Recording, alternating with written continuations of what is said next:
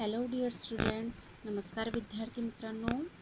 आजच्या ऑनलाईन तासिकेमध्ये मी रुपाली तुम्हा सर्वांचे स्वागत करते. तर बघा, आज आपण आपल्या मराठी पाठ्यपुस्तकातील नवीन भाग अभ्यासणार आहोत, नवीन घटक अभ्यासणार आहोत. तर तो आहे व्याकरण, मराठी व्याकरण, मराठी ग्रामर आज आपण अभ्यासणार आहोत. तर बघा, मागील भागामध्ये आपण व्याकरणामधील एक भाग अभ्यासला होता. कोणता होता तो? बरोबर, कोणता होता? नाउन, नाम हा घटक आपण अभ्यासला होता. तर या भागामध्ये आज आपण मराठी व्याकरणामधीलच एक दुसरा भाग अभ्यासणार आहोत. तो आहे वचन, अ नंबर. याला काय म्हणतात? A number. तर चला सुरू करूया. तर बघा, आधी आपण वचनाची व्याख्या बघूया. वचन म्हणजे काय? तर बघा, इथे मी एक व्याख्या लिहिलेली आहे, एक डेफिनेशन लिहिलेली आहे. तर ती डेफिनेशन बघूया आपण. वस्तू एक आहे की अनेक आहेत हे ज्या नामाच्या रूपावरून कळते त्याला त्या नामाचे वचन असे म्हणतात. वस्तू एक आहे की अनेक आहेत हे ज्या नामाच्या रूपावरून कळते त्याला त्या नामाचे काय म्हणतात? वचन असे म्हणतात. इंग्लिशमध्ये म्हणायचं झालं तर अ noun that denotes the things or creature in one or more than one. A noun that denotes the things or creature in one or more than one is said to be a number. तर वस्तूचा जेव्हा एक आहे, ती वस्तू एक आहे की एकापेक्षा जास्त आहे, हे जेव्हा आपल्याला त्या नामाच्या रूपावरून, ते नाव जेव्हा आपण घेतो त्यावरून कळते, तेव्हा त्याला काय म्हणतात? त्या नामाचे वचन असे म्हणतात.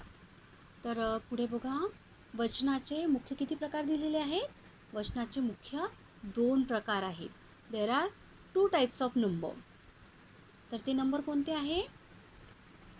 तर पहिला आहे एक वचन, ज्याला आपण सिंग्युलर असे म्हणतो, आणि दुसरं आहे अनेक वचन, ज्याला आपण काय म्हणू शकतो? Plurals. Okay, so there are 2 types of number. One is singular and second is Plurals. एक वचन आणि अनेक वचन. तर आपण बघूया आधी एक वचन म्हणजे काय. तर वचनाच्या या 2 प्रकारामधला आपण पहिला प्रकार अभ्यासणार आहोत, पहिला प्रकार बघणार आहोत. तो आहे एक वचन. तर चला बघूया एक वचनाची व्याख्या. तर इथे बघा, एक वचनाची डेफिनेशन दिली आहे मी. The definition of singular noun, singular number. जेव्हा नामाच्या रूपावरून एकाच वस्तूचा बोध होतो तेव्हा त्याला त्या नामाचे एक वचन असे म्हणतात. परत एकदा, जेव्हा नामाच्या रूपावरून एकाच वस्तूचा बोध होतो तेव्हा त्याला त्या नामाचे एक वचन असे म्हणतात. तर बघा, अ नाउन, इंग्लिशमध्ये सांगते, a noun that denotes one creature or thing that is said to be the singular number. Once again, a noun that denotes one creature or thing that is said to be the singular number. जेव्हा नामाच्या रूपावरून, म्हणजे जेव्हा आपण एखाद्या गोष्टीविषयी किंवा एखाद्या वस्तूविषयी किंवा एखाद्या व्यक्तीविषयी बोलतो, बरं, आपल्या बोलण्यामधून जेव्हा एकाच गोष्टीचा, एकाच वस्तूचा किंवा एकाच व्यक्तीचा बोध होतो तेव्हा ते काय असते? ते एक वचन असते. बरोबर, बोलताना आपण खूपदा असं बोलतो, जेव्हा आपल्याला एकाच वस्तूविषयी बोलायचं असेल, जसं मी आंबा खाल्ला. बरोबर, तर या वाक्यामध्ये बघा, आंबा या एकाच वस्तूचा, या एकाच शब्दाचा बोध झाला. बरोबर आहे, तर ते काय आहे? एक वचन आहे. बरोबर आहे. तर जसं उदाहरणार्थ, एक्झाम्पल्स म्हणून मी तुम्हाला दिलं इथे, घर, माझे घर. बरोबर आहे. नदी, ससा इत्यादी. तर यासारखे असे अनेक शब्द आहे जेव्हा जे बोलताना आपण त्यामधून आपल्याला एकाच शब्दाचा बोध होतो, तर तेव्हा ते काय असते? एकवचन असते. कळालं का? बरं, चला आता दुसरी अनेकवचन, प्लुरल्स. याची डेफिनेशन बघूया. तर बघा, अनेकवचन म्हणजे काय? तर इथे खाली मी दिलेलं आहे, तुम्हाला डेफिनेशन दिली आहे बघा. जेव्हा नामाच्या रूपावरून एकापेक्षा जास्त वस्तूचा बोध होतो, तेव्हा त्याला त्या नामाचे अनेकवचन असे म्हणतात. जेव्हा, पुन्हा एकदा, नामाच्या रूपावरून एकापेक्षा जास्त वस्तूंचा बोध होतो, तेव्हा त्याला त्या नामाचे अनेकवचन असे म्हणतात. तर बघा, हे एकदम एकवचनचा अपोजिट आहे, बरोबर आहे. हे एकदम this is opposite of singular noun, singular number. हे एकवचनच्या अपोजिट आहे, बरोबर. तर एकवचनमध्ये आपल्याला एकाच नामाचा बोध होतो, बरोबर आहे. पण अनेकवचनामध्ये जेव्हा केव्हा आपण बोलतो, तर आपल्या बोलण्यामध्ये जे काही नाव आपण घेतो त्यामध्ये एकापेक्षा जास्त वस्तूंचा बोध होतो, बरोबर आहे. एखाद्या व्यक्तीविषयी, एखाद्या वस्तूविषयी, किंवा एकापेक्षा जास्त वस्तूविषयी, एकापेक्षा जास्त व्यक्तीविषयी, किंवा एकापेक्षा जास्त गोष्टीविषयी जेव्हा केव्हा आपण बोलतो, तर त्या बोलण्यामधून आपल्याला अनेकाचा बोध होतो, बरोबर आहे. तर तेव्हा त्याला त्या नामाचे काय म्हणतात? अनेकवचन असे म्हणतात. तर इंग्लिशमध्ये बघूया. अ noun that denotes more than one creature or a thing. A noun that denotes more than one things or creature is said to be the plural number. बरोबर आहे. अनेक वचनलाच आपण काय म्हणतो? बहुवचन असे सुद्धा म्हणतो. अनेक वचनलाच बहुवचन असे सुद्धा म्हणतात. तर बघा, आपल्या बोलण्यामधून a noun that denotes more than one creature or thing is said to be the plural. तर बघा, अनेक वचनाची इथे उदाहरण आहे. जसं एक वचनमध्ये आपण काय म्हटलं? माझे घर, बरोबर आहे. तर इथे अनेक वचनामध्ये घरे, नदी, नद्या, बरोबर आहे. इथे आपल्याला घरे यामध्ये एकाच घराचा बोध होतोय का? नाही. इथे आपल्याला एकापेक्षा जास्त घरांचा बोध होतोय. नंतर नद्या, तर इथे बघा, एकाच नदीचा बोध होतोय का आपल्याला? नाही. एकापेक्षा जास्त नद्यांचा बोध होतोय. नंतर इथे ससा, एक वचनमध्ये आपण ससा असं म्हटलंय, तर अनेक वचनामध्ये ससे, म्हणजे इथे एकाच सशाचा नाही, एकापेक्षा जास्त प्राण्यांचा, जास्त सशांचा बोध होतोय, बरोबर आहे. तर त्याला आपण काय म्हटलंय? ससे, बरोबर आहे. तर हे काय झाली? हे झाली अनेक वचनाची उदाहरणे. घरे, नद्या, ससे. तर पुढे बघूया आता. चला आणखी काही उदाहरणं बघूया. तर बघा, वस्तूंचे जेव्हा आपण एक वचन आणि अनेक वचन या दोन गटात काय करतो? वर्गीकरण करतो. तर तेव्हा वस्तूंचे वर्गीकरण करताना आपण 3 गटामध्ये त्याचे वर्गीकरण करत असतो. जसं पुल्लिंग, स्त्रीलिंग आणि नपुंसकलिंग. तर या 3 गटामध्ये काय केले जाते? वस्तूंचे वर्गीकरण केले जाते. तर पहिला आपण बघूया पुल्लिंगी एकवचनी नामाचे अनेक वचन, बरोबर आहे. मॅस्क्युलाइन जेंडर, पुल्लिंगी नामाचे अनेकवचनी रूप. तर बघा, इथे काही मी उदाहरणं दिलेले आहेत तुम्हाला, एकवचन दिलेले आहेत. तर त्याचे अनेकवचन आपण बघूया. जसं आंबा, बरं. आंबा हे कशामध्ये मोडतं? आंबा हे फळ पुल्लिंगी नामामध्ये मोडतं, बरोबर आहे. तर आंबा याचं अनेकवचन करताना आपण काय म्हणू? आंबे. एक आंबा, अनेक आंबे.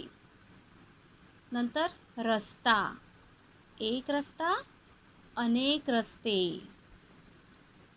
नंतर लांडगा, उल्फ, एक लांडगा, अनेक लांडगे.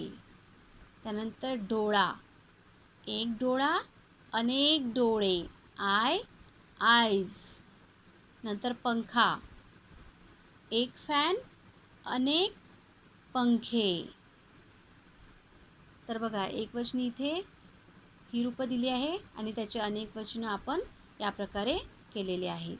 आता ही झाली पुल्लिंगी नामांची अनेक वचनं. आता आपण पुढे बघूया स्त्रीलिंगी एकवचनी नामाचे अनेक वचन. स्त्रीलिंगी नामाचे अनेक वचनं. तर बघा इथे मी तुम्हाला काही शब्द दिलेले आहेत. तर हे शब्द काय आहे? स्त्रीलिंगी शब्द आहे.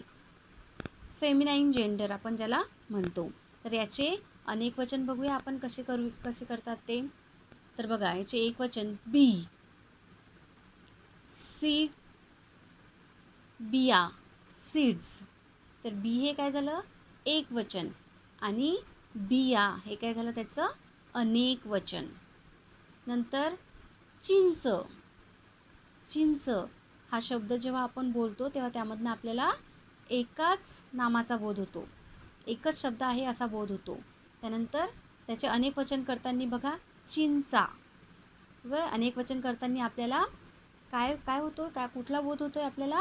त्यात ते एकच नाही तर अनेक आहेत, एकापेक्षा जास्त आहेत. त्यानंतर वीट, ब्रिक, विटा. अनेक वचन करताना त्याचा तो शब्द काय होणार? विटा, ब्रिक्स. नंतर विहीर.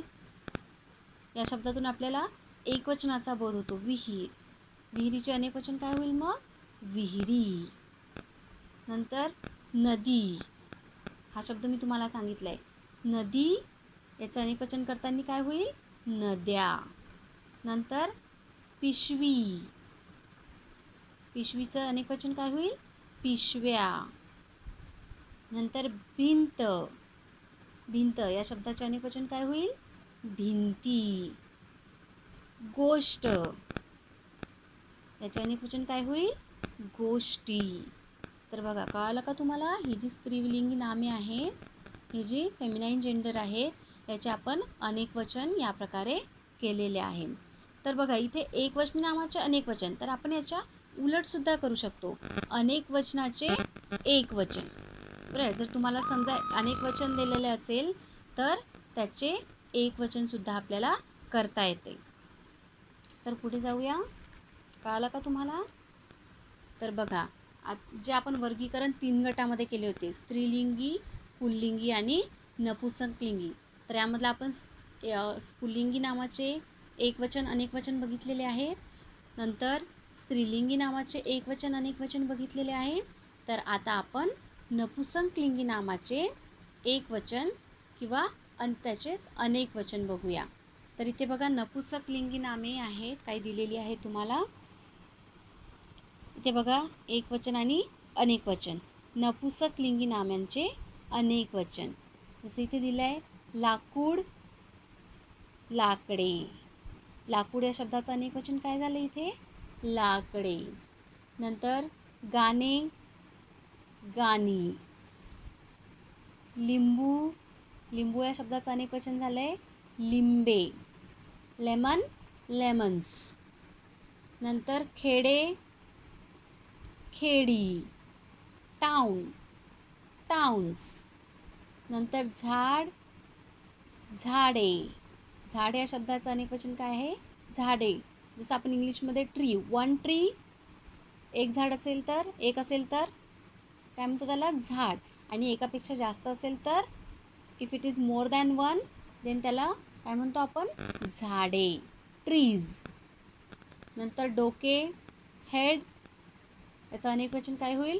डोकी, हेड्स. एक असेल तर, सिंगल असेल तर एक डोके, आणि एकापेक्षा जास्त असेल तर अनेक डोकी. अनेक डोके म्हणू का आपण त्याला? नाही, अनेक डोकी. तर हे झाले नपुंसकलिंगी नामाचे अनेक वचन. तर पुढे बघा आता असे काही शब्द आहे की ज्याचे आपल्याला एक वचन किंवा अनेक वचन सारखेच असतात. त्याचे आपल्याला एक वचनाचे अनेक वचनामध्ये रूपांतर करता येत नाही. दोघांचेही जे शब्द आहे, दोघांचेही जे एक वचन किंवा अनेक वचन आपण म्हणू ते काय असतात? सारखेच असतात. जसं आता बघा इथे तुम्हाला मी काही शब्द दिलेले आहे. जसं देव, गॉड. देव याला काय म्हणतो आपण? देव या शब्दाचं अनेक वचन काय होणार? देवच होणार. बरोबर आहे. त्यानंतर उंदीर, उंदीरचं अनेक वचन काय होणार? उंदीरच होणार. त्याला आपण उंदिरे म्हणू का? नाही. बरोबर आहे. जसं एक जर उंदीर दिसला आपल्याला तर आपण काय म्हणू? तो बघा उंदीर. बघा. आणि एकापेक्षा जास्त उंदीर असेल तिथे तरीसुद्धा आपण काय म्हणू? किती सारे उंदीर आहेत. बरोबर आहे. शेवटी त्या शब्दाचा बोध काय झाला? एकच झाला. उंदीर, उंदीर. देन शत्रू. शत्रू या शब्दाचं अनेक वचन काय होणार? शत्रूच होणार. देन पूजा. पूजा या शब्दाचं अनेक वचन? पूजा. जसं आपण देवाची पूजा करतो तर आपण म्हणू का किती सारी पूजे केली असं म्हणू का? नाही. तर त्या शब्दाचं अनेक वचन काय होईल? पूजा हेच होणार. देन शाळा. शाळा या शब्दाचं अनेक वचन? शाळाच होणार. शाळे म्हणू का आपण? नाही. शाळा हा जो शब्द आहे या शब्दाचं जे अनेक वचन आहे ते एकच राहील, शाळा. देन पक्षी. पक्षी. पक्षी या शब्दाचं अनेक वचनसुद्धा काय होईल? पक्षीच होईल. बरोबर. जसं झाडावर जर एक पक्षी बसलेला असेल तर आपण काय म्हणू? झाडावर पक्षी बसलेला आहे. बरोबर आहे. आणि एकापेक्षा जास्त असेल तर झाडावर पक्षी बसलेले आहे. बरोबर. तरीसुद्धा आपण पक्षी बसलेले किंवा पक्ष्या बसलेले असं म्हणू का? नाही. झाडावर एक जरी पक्षी बसलेला असेल तरी ते नाव काय होणार? पक्षी बसलेले आहे. त्यामधून आपण एकाच नावाचा बोध होईल. बरोबर आहे. आणि दुसरं जर झाडावर खूप सारे पक्षी बसलेले आहे.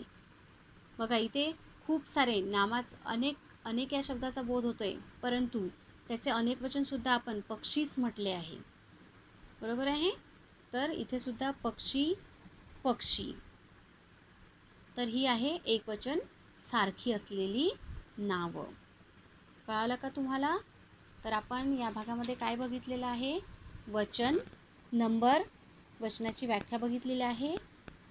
जसं परत एकदा वस्तू एक आहे की अनेक आहेत हे आपल्याला ज्या नामाच्या रूपावरून कळते त्याला त्या नामाचे काय म्हणतो आपण? वचन असे म्हणतो. नंतर आपण वचनाचे दोन प्रकार बघितलेले आहे. There are 2 types of numbers. One is singular and another one is plural. Singular म्हणजे एकवचन आणि प्लुरल्स अनेक वचन. तर आपण इथे व्याख्या बघितलेली आहे एकवचनाची.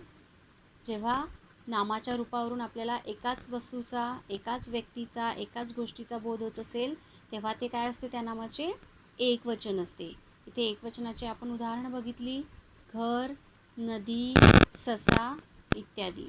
त्यानंतर आपण अनेक वचन बघितलेले आहे. अनेक वचनाची व्याख्या बघितली आपण. जेव्हा एखाद्या नामाच्या रूपावरून ते एकापेक्षा जास्त वस्तूंचा बोध होतो. ती वस्तू जर एकापेक्षा जास्त असेल, ओके, ती वस्तू किंवा ती व्यक्ती किंवा एखादी गोष्ट जेव्हा आपण बोलतो तर त्या बोलण्यामधून आपल्याला एकापेक्षा जास्त गोष्टींचा बोध होत असेल तर तेव्हा त्याला त्या नामाचे काय म्हणतात? अनेक वचन असे म्हणतात. जसं उदाहरणार्थ घरे, नद्या, ससे. बरोबर आहे. त्यानंतर आपण ज्या काही वस्तू आहे, ज्या काही गोष्टी आहेत त्याचे 3 गटात रूपांतर केलेले आहे, वर्गीकरण केलेले आहे. पहिलं आहे पुल्लिंग. पुल्लिंग नामाचे अनेक वचन बघितले आपण. स्त्रीलिंग, स्त्रीलिंगी नामांचे एकवचन अनेक वचन बघितले. आणि नपुंसकलिंग नामाचे एकवचन आणि अनेक वचन बघितलेले आहेत. आणि शेवटी एकवचन आणि अनेक वचन काही सारखी असलेली नावं आपण बघितलेली आहे. तर या प्रकारे इथे आपला नंबर्स वचन हा घटक आपण अभ्यासलेला आहे. तर यावरील काही उदाहरणार्थ काही जी एक्झरसाइज आहे ती मी तुम्हाला पुढील भागामध्ये देणार आहे. धन्यवाद.